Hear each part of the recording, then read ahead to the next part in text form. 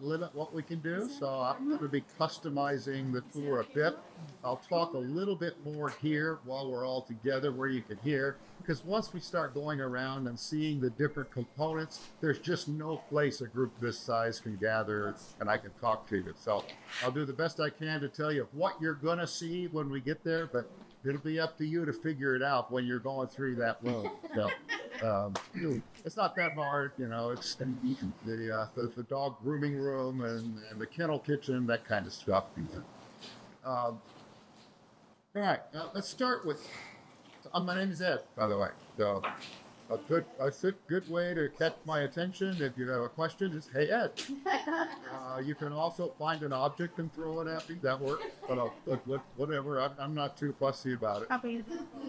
Yeah, whatever you can find. So Canine Companions began in 1975 here in Santa Rosa. It's the founder saw what good work was being done by Guide Dogs for the Blind and helping blind people deal with life a little easier, a little better, more productively, and thought, there must be a lot of other things dogs could do for people with other kinds of disabilities. And so she started working on that. It was just a kind of a backyard passion project at first, but it became successful enough and grew enough that it developed into a very formal process with trainer certifications. There's a lot of things I'll talk about as we tell you how things work here. In 1996, this facility opened, thanks in large part to Charles and Jean Schulz. Everybody knows who Charles Schulz is? Oh, yeah. Peanuts? Yeah. Single one of his characters right there. They're all around Sonoma County. He's one of our most famous sons, although he wasn't born here. He lived here much of his adult life. He was very philanthropic, and after he became successful, there are many nonprofit organizations that he helped. But this one was a particularly strong motivation on his part to help. They donated $10 million to construction fund, 1996, remember, $10 million in cash and 13 acres of property this campus is located on. That's a huge donation. Canine Companions could not be anything remotely what it is today had Charles and Jean not been so generous. So a little bit about what Canine Companions has become over those years. Through 2023, they have put 7,784 service dogs into placement in homes with disabled folks. Last year, that was 450 dogs. That's kind of a normal target range, although some of you already noticed our construction activities over here. And that is part of a greater expansion plan that we hope will provide us the capability to provide even more dogs. We cannot meet all of the demand there is. Some applicants for dogs just don't make the cut just because we don't have enough dogs to go around. And so then the challenge for Canine Companions is how do you choose which applicants are the most needy and who will benefit the most from the dogs we provide. So quite a process there too. It takes about 2 years from the first application until the person actually comes in for their training with their dog. Very extensive process. It's about the same 2 years it takes to breed and train the dog. Although there's no real correlation between those two things, completely different processes, but an interesting coincidence. How many dogs first year are sent out? Nationwide, we were 450 last year. My comparison was 413 the year before, but that was sort of ending the pandemic, and we did scale back some during that time. It was a little more difficult to provide dogs and have people in for training and stuff. So 450 is kind of the goal, 450 to 500. Once we get this facility expansion done, that number could jump.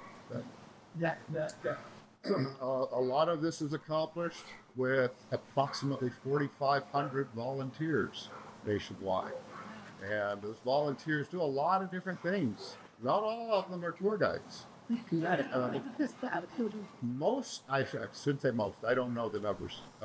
Many are puppy raisers. And the puppies are 8 months old, weaned from their mother. They are sent out to puppy raiser families who will keep them for the next 16 months. These are all approximate time frames, can vary, but keep them for about 16 months. And during that time, the puppy raisers are expected to train the dogs on 30 different commands or cues, as we call them, this behaviors. A lot of it is just normal, disciplinary kind of, sit, stay, come stuff, but also a lot of exposure to the outside world. You will see the dogs and service dog in training best, out in Home Depot and Costco and places. So those are puppy raisers getting their dog ready. At the end of the puppy raising, the dogs come in here for formal training with our paid certified training staff. Other volunteer opportunities are dog walking. Now, the dogs that are in training are only walked by their trainer because that's part of the training. So they're always under training. But the dogs that can be walked are the breeder dogs that are in for the breeding program, dogs that are under veterinary care, so they're not really in formal training right now while they heal up. So that kind of dog walking is a common volunteer activity. Dog washing is a volunteer activity. In fact, that's the only time volunteers actually get to touch dogs in training. Because they can go to the kennel, get them, take them into I call it the spa, the grooming room, give them their bath, and brush them, dry them, that kind of stuff. Dogs get bathed about once a month. Volunteers bring lunches to our groups when people receiving their dog come in for their training. We call it team training. The dog and the person are getting trained, but mostly you train the person at that point. How to care for the dog, how to interact with the dog, what can the dog do for you, all that stuff. We're here for 2 weeks. Volunteers bring lunches every day during that training. Many things. Now, can you train? Yes, she is most likely an able-bodied person. Okay, that's what I thought. Just using the chair as a training device. Right. But we don't make any assumptions about this. Nope. That's just most likely because I know most of the trainers. So. How many residents can you house here? Dogs? People.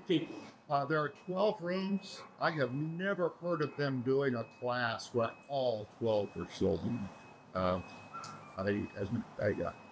don't know if that's too many for the effectiveness of the training, or I honestly I don't know. But most classes are 6 to 8. We have a class going on right now that's 5 people. But now it's fairly specialized. People stay here during that.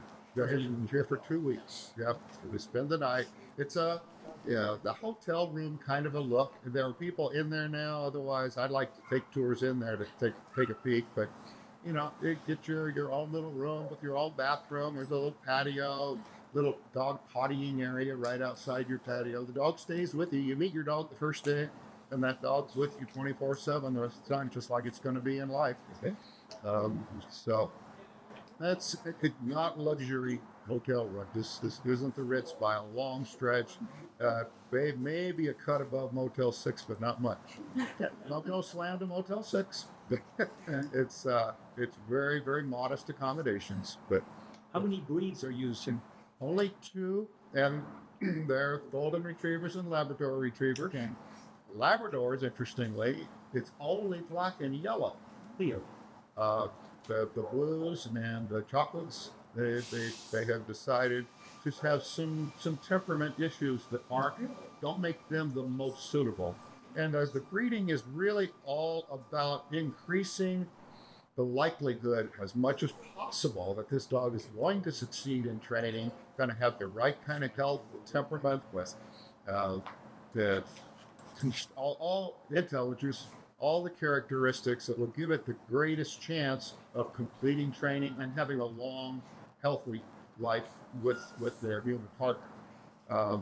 We would expect a dog to at least be in service until they're about at least 8 years old, but we hope or closer to 10 because they're not going to service until they're about 2. So, we'd like them to have at least an 8-year service life, but maybe more, and that's judged on an individual basis. Mostly according to what their human partners thinks. Is the dog still able to perform the duties they were intended to do? Is the dog still happy and doing well? But it's too bad we don't get a demonstration today. It's really fun to see because you can tell the dogs love to do that. They've been trained to do.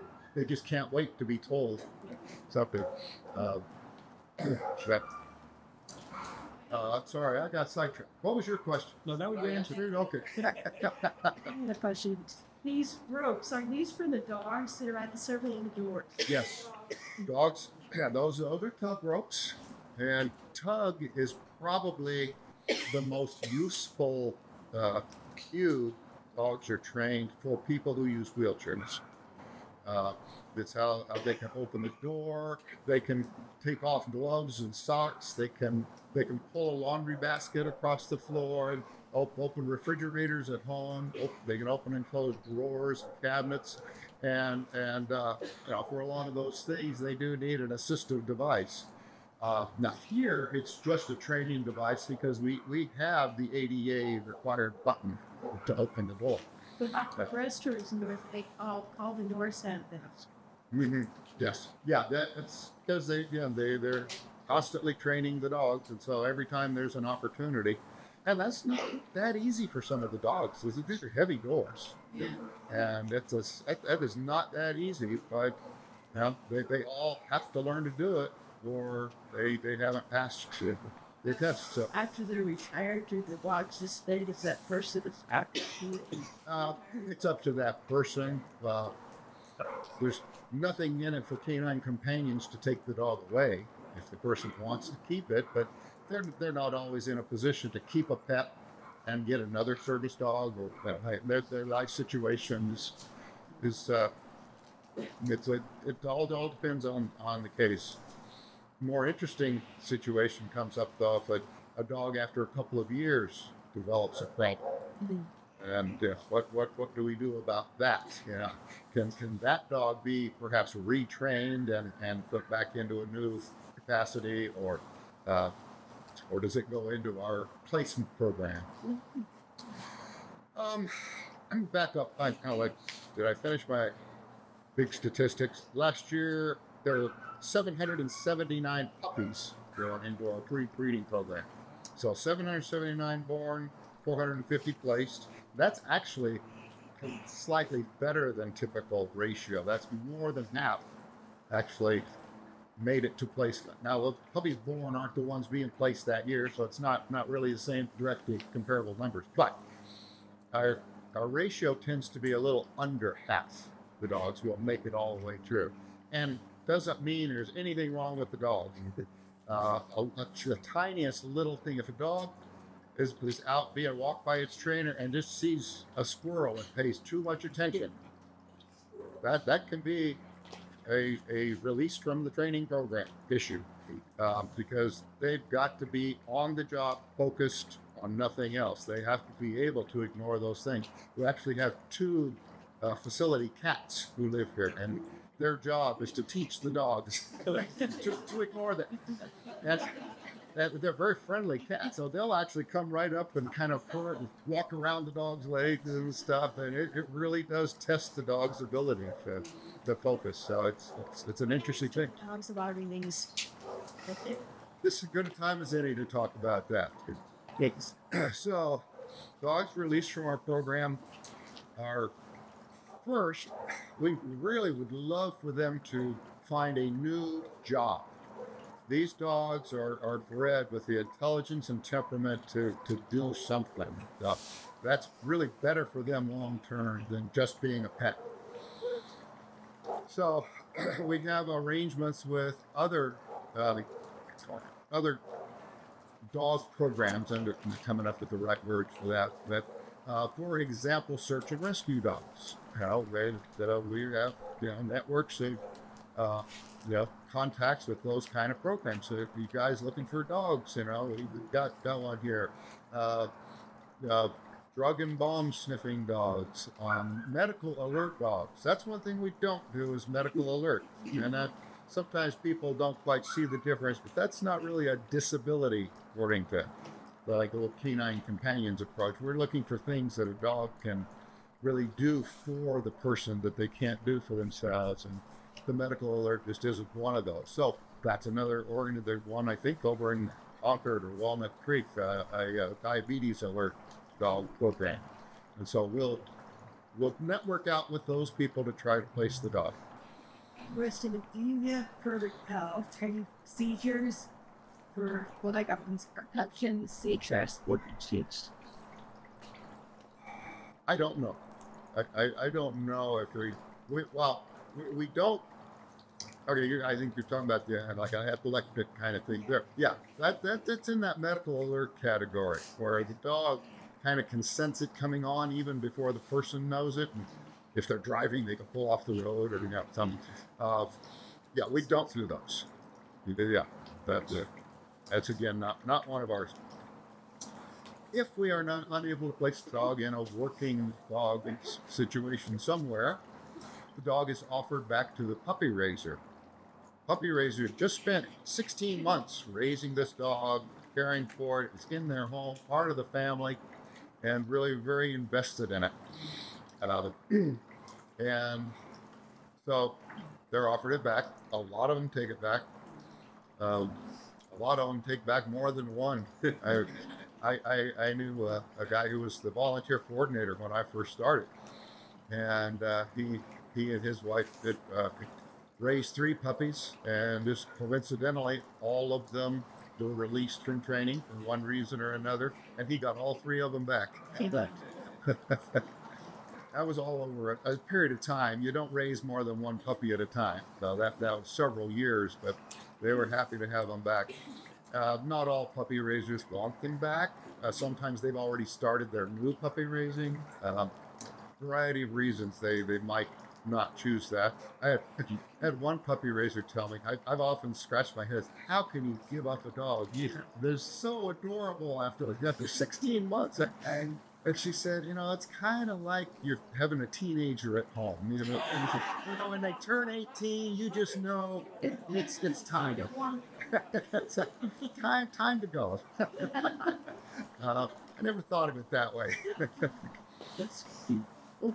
Others say, and this I can't understand, it's why you did it in the first place, so that dog can go off and become a service dog for somebody. In fact, what we do is when we have graduation ceremony, every quarter we'll have our graduation ceremony for all the dogs and the recipients.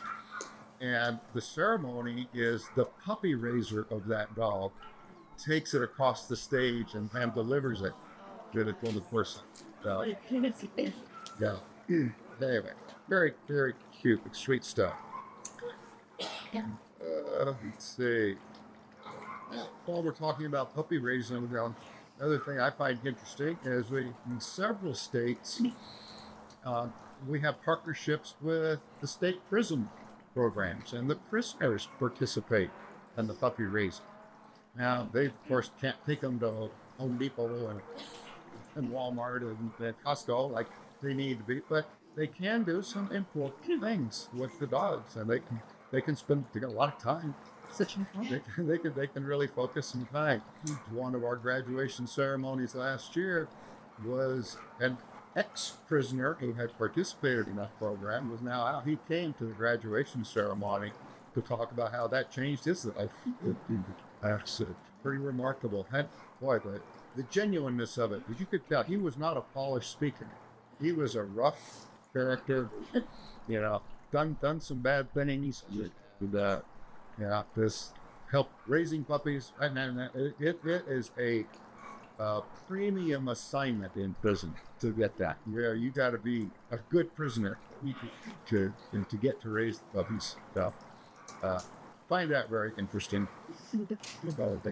Um, just a little more about the breeding. The breeds we use are golden retrievers and Labrador retrievers. Most of the dogs we produce are mixes between the two. And the veterinarian who runs that breeding program is continually studying the DNA combinations to figure out what is the very best way to get the most likely successful dog out of a litter of puppies. Gosh, the dogs in the breeding program are kept by volunteer breeder caretakers. And they just live with this family. They're still owned technically by canine companions, but they live with this family like a pet. Family doesn't have too much obligation other than to bring them here when it's time. And so they live with the breeder caretakers. The females come in here during their heat cycle every time, so we don't want any accidents happening out in the wild. So they're here even if the vet's decided not to breed them this time. We still house them here for 2 or 3 weeks. And those who aren't scheduled for breeding, they're chosen. Male is brought in for a date. So they'll be here for an hour or two. All right. And they tell me they go home pretty happy. Like, I would imagine it's true. And then the female will still stay here for evaluation, see if she got pregnant, make sure she's in good health before she's sent back with him to a breeder caretaker family. And then when the puppies are born, usually in the home of the breeder caretaker, like that would be, then again, they're brought in here for veterinary checkups, vaccinations, whatever, but kept there with the mother in the breeder caretaker home till they're about 8 weeks old. And then they're brought in here and sent out to puppy raising families all around the country. Breeding is only done here out of this facility. So breeder caretakers must live within 100 miles of here, so they can get in to deal with the vet when necessary. Yes. The puppy raising families, are they compensated for food or vet costs or anything like that? Generally, no. Generally, that they're on their own with that. There could be some exceptions, but that. And what's the cost for the dog children? I'm sorry, Cost of the dog. for the dog. Well, the disabled people who are paired with the dogs pay nothing ever. We refund canine companions through donations, grants, and the other sources. The value of the dog is about $50,000. Now that's not like open market value because you can't buy one. So it's not based on that. It's based on what it costs canine companions to produce the dog. So Just the gestation period, for the having a baby, was it?